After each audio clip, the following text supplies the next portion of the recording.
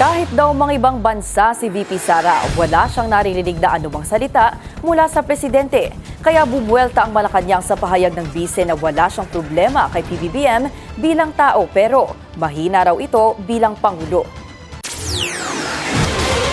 Ikinumpara ng Malacanang si Vice President Sara Duterte kay former Vice President Leni Robredo na hindi raw bulag sa pagtatrabaho ng gobyerno. Sa isang panayam sa The Hague, sinabi kasi ni VP Sara na freedom of speech niya bilang isang Pilipino ang ihayag ang kanyang opinyon na weak leader daw si Pangulong Bongbong Marcos. Dahil na rin anya sa nakikita niyang pagkakawatak-watak ng lipunan. Bagaman hindi raw niya pinepersonal ang trabaho, iba ang tingin ng Malacanang dito dahil kinailangan pa raw ng bise kumausap ng willing gumawa ng kanyang utos na patayin ang first couple at dating House Speaker dahil sa galit niya. Wala kaming away ni BBM. Wala akong problema sa kanya bilang tao. May problema sa kanya bilang presidente. Dahil he's a weak leader. Sa bibig na raw mismo ni VP Sara nanggaling na walang masamang pagtrato si PBBM sa kanya bilang isang tao at bilang katrabaho sa gobyerno. Pinapalabas niya na walang kakayanan daw mamuno at ang bansa ay in chaos. Sa totoo lang, sino ba ang gumagawa ng kaguluhan? Sino ba yung nagbabalak ng destabilization?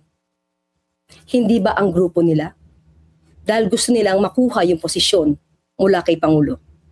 May freedom of speech nga raw pero hindi raw dapat panloloko sa tao ang lumalabas mula sa vice-presidente. Taliwas. Taliwas na sinasabi mismo ni dating vice-presidente Leni Robredo. Siya mismo nagpatunay na maraming ginagawa ang gobyerno. Matatanda ang umingay muli ang pangalan ng dating vice-presidente nang pumunta si PBBM sa Bicol para sa isang clean-up campaign noong Pebrero.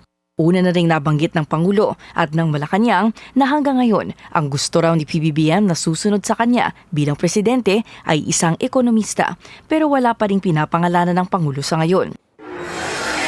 Samantala sa pagkwestiyon ng asawa ni VP Sara ni si Attorney Manasseh Scarpio sa authorization na ibinigay ni PBBM para buksan ang kanilang bank records. Sumusunod lang daw talaga ang Pangulo sa batas pero welcome naman daw si Carpio na magsampa ng anumang aksyon dahil karapatan niya ito.